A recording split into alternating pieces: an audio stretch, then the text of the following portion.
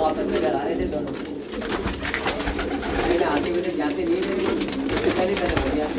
पति इन कपड़ों को क्या सीधी जाके